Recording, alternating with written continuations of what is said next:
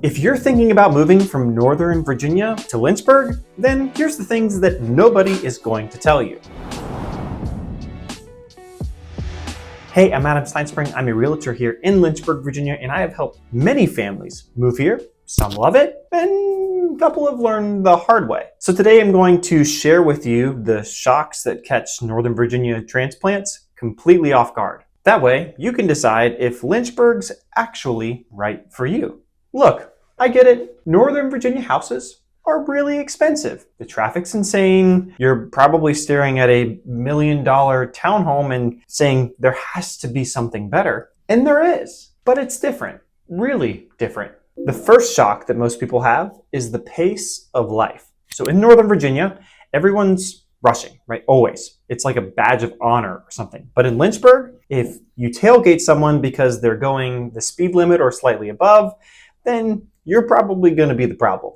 Restaurants close at 9, sometimes 8, and that 24-hour lifestyle, it's just gone. A client from Arlington called me in a panic and said, "Where do I get my groceries at 11 p.m.? You don't. You plan ahead. Novel idea, right? The second shock is making friends here works differently. In Northern Virginia, you network, you LinkedIn, you schedule. But in Lynchburg, you're going to make friends at Food Line or your kids' baseball games or at church. Caveat here, people here ask, where do you go to church? Like in Northern Virginia, they probably ask, what do you do for work? And if your answer is nowhere here, then the conversation probably is going to be a little bit shorter. Not mean, just shorter. The third shock is the restaurant situation. Yes, we have restaurants and some pretty darn good ones, actually.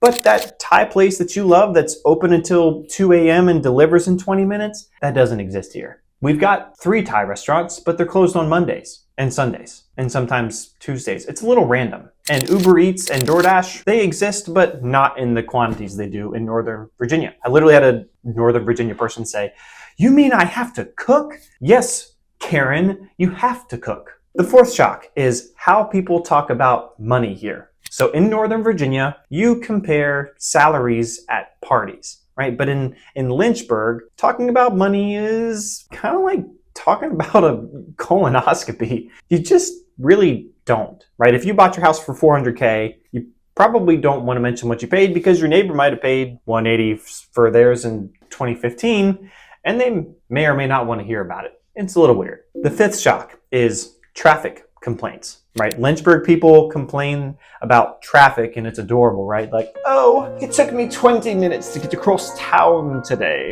We don't have British accents. I'm not sure why I did that. But you being a Northern Virginia person will probably bite their tongue because your Northern Virginia commute is like 90 minutes both ways on a good day. Here's the thing. After 6 months, 20 minutes will probably feel kind of long because you're going to get spoiled and it's kind of beautiful. The sixth shock is the 2-day shopping means whenever, right? So prime delivery in Northern Virginia, it's 2 days, sometimes even 1. But in Lynchburg, it's like 2 days is a little loose, right? Might be 3, might be 4. Sometimes packages take the scenic route, I guess, maybe to Roanoke or Charlottesville or, I don't know, Mars. One client literally said, "Is my address broken?" No, you just don't live in the distribution hub anymore. So those were the negative shocks, but here's what people love and are shocking people in the best way when they move from Northern Virginia. Your mortgage payment, it's funny how low it is. You'll have a yard that's yours, not your HOA who's going to monitor how tall your grass is. Your kids can bike to school, maybe without having a panic attack. People are nice. They wave at strangers for no reason. You'll probably know your neighbors' names and their dogs and their kids and their friend's uncle's pet lizard. And that Southern hospitality thing everyone talks about, it's real. Sometimes aggressively real, but it's awesome. So who actually thrives here? Well, remote workers who value life over ladder climbing, probably. Families who want space for their kids to be kids. People who think that cooking dinner is normal. And anyone who considers a 10-minute commute long enough. Who's going to struggle?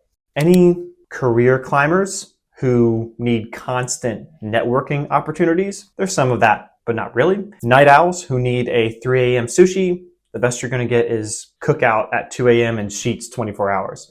People who equate busy with important are probably going to struggle a little bit. And then anyone who thinks that Trader Joe's is a basic human right.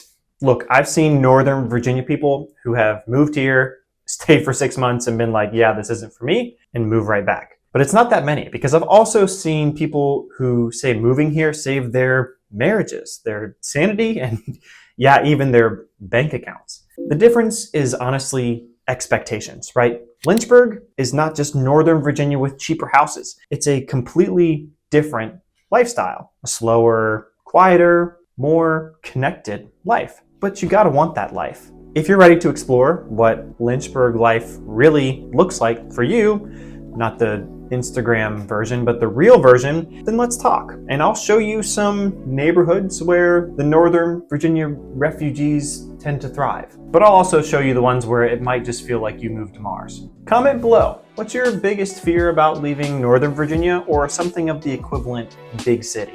I read every comment and I've probably helped somebody with that exact same fear. Subscribe if you want more unfiltered truth about Lynchburg, because somebody needs to tell you what the other realtors will not. I'll see you at the closing table.